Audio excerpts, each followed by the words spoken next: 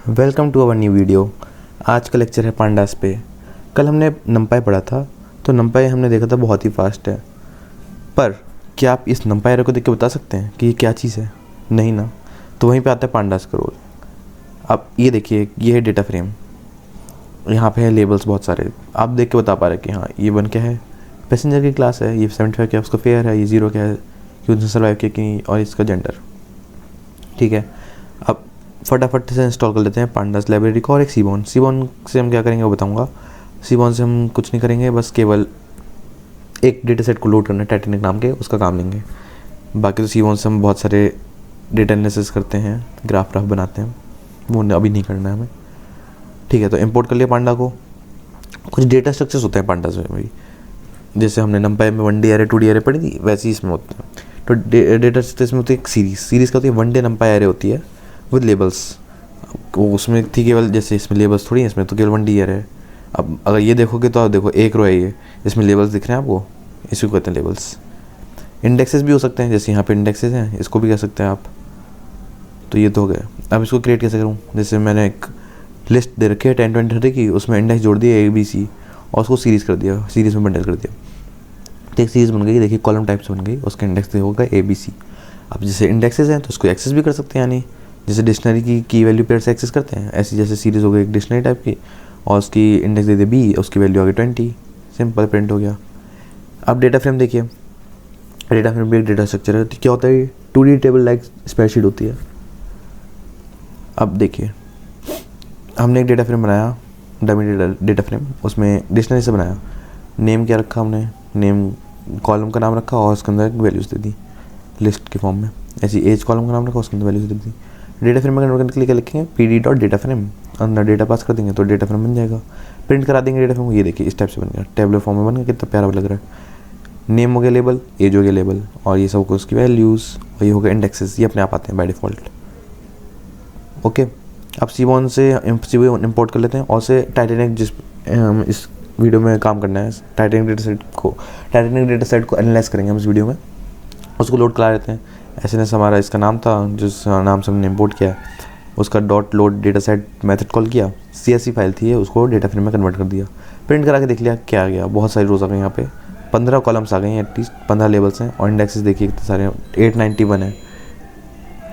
Okay, अब हमने print data, एक इसमें कुछ मेथड्स होते हैं ताकि आप डेटा को एनालाइज कर सको किस टाइप का डेटा है, क्योंकि वरना तो आप इसे देखते रह जाओगे, लेकिन अगर थोड़ा थोड़ा डेटा आएगा तो आप उसे एनालाइज कर सकते हो। तो df.head से क्या होता है, शुरू की 5 रोज़ आ जाती हैं, तो शुरू की 5 रोज़ आ गई, 0 1 2 3 4, कॉलम तो सारे आ गए। तो आप देख के बता सकते हैं इसमें सर्वाइव्ड है, पैसेंजर क्लास है, और किस टाइप का डेटा है, मतलब क्या क्या वैल्यूज़ हैं उसके अंदर। सारे तो नहीं, कुछ तो आ ही जाएंगी, 5 तो आ जाएंगी, थोड़ा सा अंदाज़ा पड़ेगा। और df.info आता है, फिर df.info से देखिए क्या दिखाता है, सारी इन्फॉर्मेशन आ जाती है आपके डेटा सेट की। कितनी रोज़ हैं, ये तो आ गई थी पहली, कितने कॉलम्स हैं, ये भी आ गए थे। अब कॉलम किस टाइप के हैं, सारे कॉलम के नाम आ गए, और उसके आगे लिख दिया कितनी उसमें नॉन नल वैल्यूज़ हैं। नॉन नल पता लग गई तो नल भी पता लग गई, क्योंकि टोटल रोज़ में से नॉन नल माइनस कर दोगे तो आपको मिल जाएंगे मिसिंग रोज़। तो इसलिए मिसिंग रोज़ सबसे इन्फो का काम ये है, मिसिंग रोज़ बताना। जैसे कि हमारे एज में दिख रही हैं, हमें मिसिंग है काफ़ी, और डेक में दिख रही हैं। अब इसको हमें सही करना पड़ेगा डेटा को, ये डेटा तो ख़राब है यार। तो पहले और भी चीज़ देखते हैं कि और क्या क्या है हमारे डेटा सेट में। तो df.scrap से बहुत अंदाज़ा पड़ जाता है, जैसे कि काउंट पता लग गया एक तो, किसका कितना काउंट है, इससे भी आप देख के बता सकते हैं कहाँ मिसिंग ज़्यादा है। जैसे कि एज दिखा रहे हैं, एज का काउंट क्या है। ठीक है, सिर्फ न्यूमेरिकल वालों को दिखाया इसने, ऑब्जेक्ट वालों को नहीं दिखाया ना, कैटेगरी वालों को दिखाया, ये आपने नोटिस किया। इंटीजर और इंटीजर फ्लोट, इसी का दिखाया, क्योंकि काउंट भी उसी का निकल सकता है, मीन भी उसी का निकल सकता है। इंटीजर का तो मीन निकलेगा और फ्लोटिंग का, बाकी का कैसे निकलेगा, कैटेगरी का मीन कैसे निकालोगे। और ये हो गई स्टैंडर्ड डेविएशन, जो कि होता है under root square root of deviation. Variance का होता है ना स्क्वायर रूट। ओके, ठीक। और मिनिमम वैल्यू क्या है सर्वाइव की, 0 1 है सर्वाइव में, तो मिनिमम तो 0 ही हो गया। और ऐसी एज का मिनिमम देखो, मिनिमम मतलब 4 मंथ का ही बच्चा था उसमें टाइटेनिक शिप पे, ठीक। और ये सब तो 0 0 है मिनिमम। अब ये कर दिया क्वार्टर, क्वार्टर होता है 25%। असेंडिंग ऑर्डर में कर दो सबको, एज को असेंडिंग ऑर्डर में कर दो मान लो। फिर उसका 25 वाले क्वार्टर वाले व्यक्ति को देखो, सबको 4 भागों में डिवाइड कर दो। और जो 25th% पे, यानी कि असेंडिंग ऑर्डर में 25th, अगर 100 है तो मान लो 25 नंबर पे होगा, 1000 है तो 250 नंबर पे जो होगा उसकी एज क्या है भाई 20। उससे मतलब 25% लोग की एज इससे नीचे है, बाकी लोग की इससे बड़ी है। और ऐसी 50% तो मीडियन हो गया सिंपल, कि असेंडिंग ऑर्डर में कर दो सबको। मिड वैल्यू क्या है 28 है एज की। ऐसे 75 वाली हो गई थर्ड क्वार्टर, तो 38 से कम 75% लोग हैं और 38 से ऊपर 25% लोग हैं सिर्फ। सिंपल एनालिसिस कर सकते हैं हम। अब सिलेक्टिंग पे आते हैं। सिलेक्ट कैसे करें कुछ कॉलम्स को? अभी तक तो हम हेड के थ्रू रोज़ को हमने ऊपर की 5 रोज़ को कर लिया था। अब एक कॉलम को पर्टिकुलरली सिलेक्ट करना है हमें, उसे कैसे डिस्प्ले कराएं?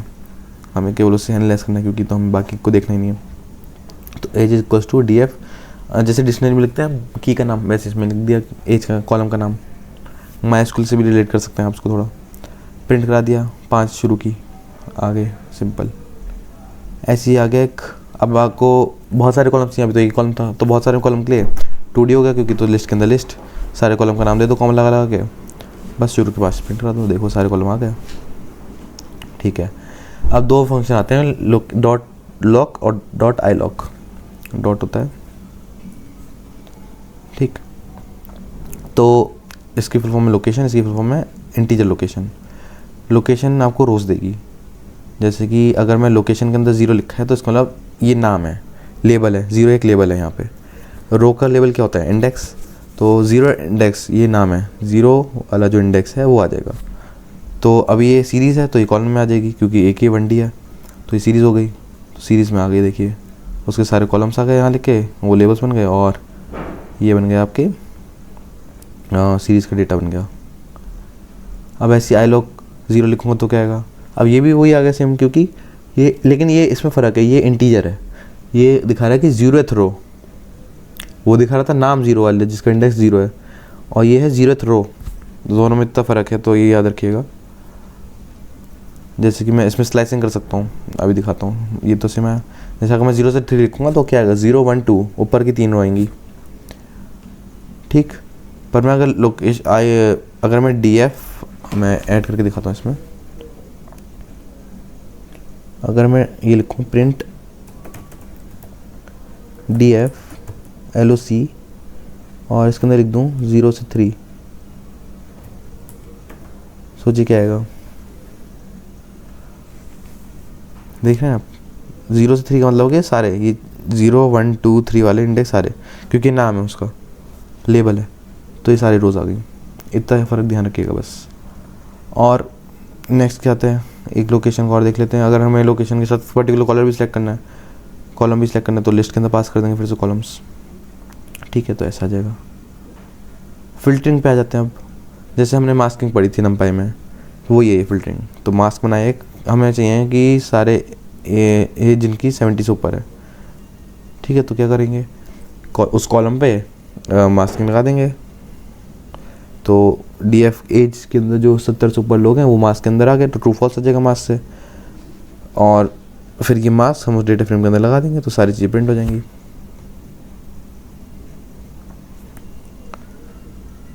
ऊपर के 5 प्रिंट करा लिए हमने, ठीक है। ये देखिए ऊपर के 5 प्रिंट करा लिए।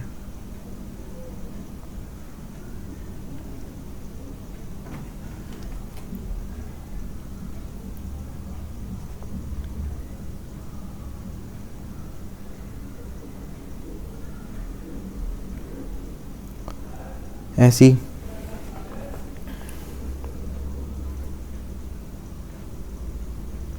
इसको रन करा के देख लेते हैं एक बार। ये है ना 70 से ऊपर जो भी लोग थे उसका मास्किंग वाली सीरीज़ बन गई एक, उसको हमने फिर DF के अंदर डाल दिया, बिल्कुल वैसे जैसे नंपाई में कर रहे थे, सेम टू सेम। मतलब आप चाहते तो डायरेक्टली यहाँ भी लिख सकते थे, ऐसा कुछ नहीं है। आप क्या करते,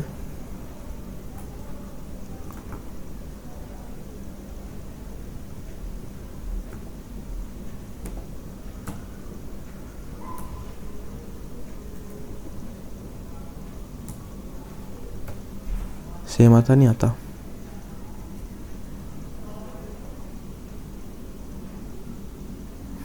सेम ही आता, तो ये भी कर सकते हैं। अब आते हैं, ये भी फिल्टरिंग है एक। हमें चाहिए जिनका जेंडर भी फीमेल है और जो फर्स्ट क्लास के थे वो वाली वुमेन चाहिए। तो दो मार्क्स को कंबाइन करने के लिए एंड ऑपरेटर लगा दिया। और भी हो सकता था, और से दोनों में से एक भी होता तो आ जाता। और के लिए पाइप ऑपरेटर लगाते, ठीक। और के लिए क्या लगाते आप? और के लगाते ये वाला ऑपरेटर। तो मास्क कर दिया। मास्क में पहली 5 वैल्यू निकाल दी, तो ट्रू फॉल्स ही हैं। जो जो इसमें जहाँ जहाँ ये ट्रू होगा वहाँ वहाँ ट्रू आ जाएगा लिख के। जो जो कंडीशन फॉल्स हुई वहाँ फॉल्स लिख के आ जाता है। और वो हमने इसके अंदर डीएफ के अंदर डाल दिया, डेटा फ्रेम के अंदर। तो ये अपने आप दे देगा वही वाले पोर्शन जहाँ जहाँ ट्रू होगी इसकी वैल्यू। तो देख सकते हैं 94 वैल्यूज बची सिर्फ 891 में से। तो केवल इतनी फर्स्ट क्लास वुमेन थी जो कि टाइटैनिक शिप पे अवेलेबल उस समय थी। क्लीनिंग और मैनिपुलेशन करते हैं। अब हमने इन्फो से देखा कि कुछ डेटा हमारा मिसिंग है, इसे हमें सही करना है, क्लीन करना है हमें। तो मिसिंग वैल्यू इम्पिटेशन क्या होता है? मिसिंग वैल्यूज को गायब करना। तो सबसे ज़्यादा तो एज को हम जहाँ पे मिसिंग वैल्यू होता है हम उसे मीन से भर के देखते हैं, क्योंकि वो सबसे क्लोजेस्ट वैल्यू, मतलब मीन से तो भर सकते हैं क्योंकि एवरेज वही है। तो डेटा सेट हमारा इम्प्रूव होगा। अगर मॉडल ट्रेन करने आगे भेजना है तो डेटा सेट को हमने इम्प्रूव कर लिया उससे। ठीक है, चलिए आगे बढ़ते हैं इस बात पे। तो हमने क्या किया, टाइटैनिक सेट को लोड किया और एज का मीन निकाला। मीन निकालने के लिए डॉट मीन लिख दिया बस उस कॉलम पे, तो उसका मीन निकल के मीन एज में आ गया। उसको प्रिंट करके देखा तो मीन तो हमें पता था 29.7 है। अब हमने डॉट फिल एन लगाया और ये इम्प्लेस कराने के लिए हमने डॉट, मतलब चेंजेस रिफ्लेक्ट भी हो जाए। अगर खाली ये लिखता इक्वल टू ना लगाता वापस तो ये केवल कॉपी में होता, इसमें चेंज नहीं होता। तो इसमें चेंज होने के लिए हमने इक्वल टू में ये लिख दिया ताकि इसमें साइन भी हो जाए, जो चेंजेस हैं वो आपके रिफ्लेक्ट भी हो जाए। तो फिल एन ए होता है। फिल एन ए फंक्शन से क्या होता है, जो जिससे भी आपको फिल करना है उस मिसिंग वैल्यूज़ को, उससे उसको आपने डाल दी इसके अंदर, ब्रैकेट के अंदर। तो आप देखिएगा कोई नल वैल्यूज़ नहीं बची, सारी नॉन नल है।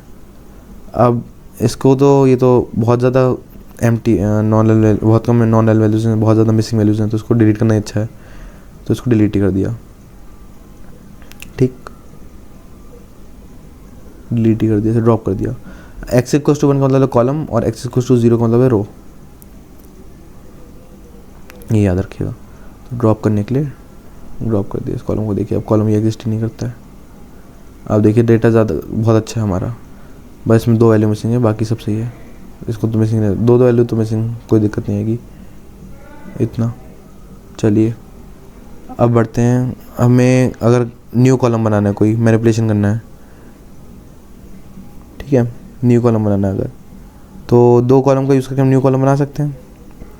कैसे? अगर मुझे एक फैमिली साइज नाम का कॉलम बनाना है मान लो, तो मैं 2 कॉलम का यूज़ कर सकता हूँ, सिबलिंग और स्पाउस का और पेरेंट्स और चिल्ड्रन का, कि उस इंसान कितने सिबलिंग और स्पाउस है, एक, इस इंसान कितने 0, तो टोटल कितनी फैमिली का साइज़ हो गया उसको मिला के, +1 क्योंकि उसको मिला के, तो 2 हो गया साइज़ उसका फैमिली का।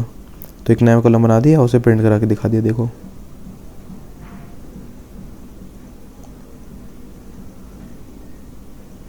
तो 1 और 0 को मिला के 2, क्योंकि +1 तो हम उस इंसान को भी इंक्लूड कर रहे हैं। तो बस ऐसे ही देखिए ये हुआ था। अब आ जाते हैं फाइनल टॉपिक पे, ग्रुप बाय। ग्रुप बाय क्या 3 स्टेप्स में काम करता है। पहले स्प्लिट करता है डेटा को ग्रुप्स में, फिर उस पर एक फंक्शन अप्लाई करता है कि मान लो किस बेसिस पे आप उसका मीन निकालना चाहते हैं, तो कॉलम भी डालना पड़ेगा आपको। जैसे कि एग्जांपल लेते हैं, क्वेश्चन पूछा गया कितने कौन ज़्यादा सर्वाइव हुआ टाइटैनिक शिप पे, मैन या वुमेन। तो इसको सॉल्व करने का मैं सोचूंगा कि इन्हें ग्रुप कर देता हूँ फीमेल और मेल में, उससे फिर मैं सर्वाइवल रेट पे मीन निकाल दूंगा कि कौन ज़्यादा सर्वाइव हुआ। तो मैंने ग्रुप कर दिया जेंडर पे ग्रुप करते ही मैंने सर्वाइव वाले कॉलम का मीन निकाल दिया, क्योंकि जब हमने ग्रुप किया तो ऐसे बन गया, यहाँ पे जैसे फीमेल लिखा होगा और उसमें सर्वाइव का काउंट लिखा होगा, जैसे 0 1 0 1 0 1, उन सबको सम किया होगा, उसको डिवाइड किया होगा टोटल नंबर से। जैसे कि मान लो 5 वुमेन थी, उसमें से 3 सर्वाइव कर गई और 2 नहीं करी, तो 3/5 आएगा उनका सम आएगा 3 0 1 1 1 0 का 3 सम आया, डिवाइड बाई किया 5, 3/5 हो गया आंसर, मीन आ गया मतलब इसका। तो वही लिख दिया होगा यहाँ पे। ऐसे मेल का किया होगा।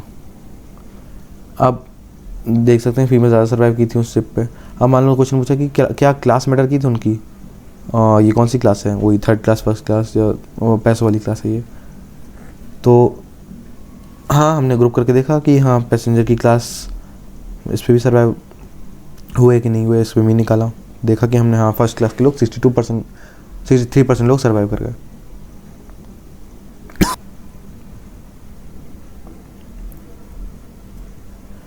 अब मान लीजिए नेक्स्ट क्वेश्चन पूछा कि दोनों को अगर कंबाइन कर दो कि कितने कौन से जेंडर में और कौन सी क्लास में कंबाइन होके ज़्यादा लोग सर्वाइव किए। तो मैंने इस बार ग्रुप में दो कॉलम्स में लगाए ताकि मैं दोनों पे ग्रुप बना सकूं, एक क्लास के बेस पे और उसके बाद जेंडर के बेस पे, दोनों को कंबाइन करके ग्रुप बना सकूं और फिर सर्वाइव वाले से निकाल लूँ उस पर मीन। तो कैसे करूँगा, पहले क्लास के बेस पे ग्रुप बनाया तो 1 2 3 क्लासेस हैं, 1 क्लास के अंदर फिर एक और ग्रुप बनाया फीमेल और मेल का। फिर देखा कि हमने देखा कि 1st क्लास में फीमेल कितना है, 96% सर्वाइव कर गए, मेल 36% केवल, फीमेल देखो। तो जितने रिच और जितनी फीमेल हुई वो सब बच गए, 96% बच गए, सोचो, क्योंकि वहाँ पे यही पॉलिसी चल रही थी उस समय। तो इसी के साथ हमारा डेटा एनालिसिस का ये चैप्टर ख़त्म होता है। पांडास सबसे इंपॉर्टेंट लाइब्रेरी, पॉपुलर लाइब्रेरी है इसकी। होप आपको समझ में आया होगा, थोड़ा फास्ट पेस था लेकिन पूरा था, कंप्लीट था, हमें इतनी ज़रूरत है इस कोर्स के लिए। बाकी डेप्थ तो आप जा सकते हैं, बहुत सारे फंक्शंस हैं इसमें, बहुत सारे मैथमेटिकल ऑपरेशंस हैं इसमें, मीन हो गया, स्टैंडर्ड डेविएशन हो गया, बहुत सारी चीज़ें हैं। होप आपको अच्छा लगा होगा। मिलते हैं नेक्स्ट वीडियो में, तब तक के लिए गुड बाय।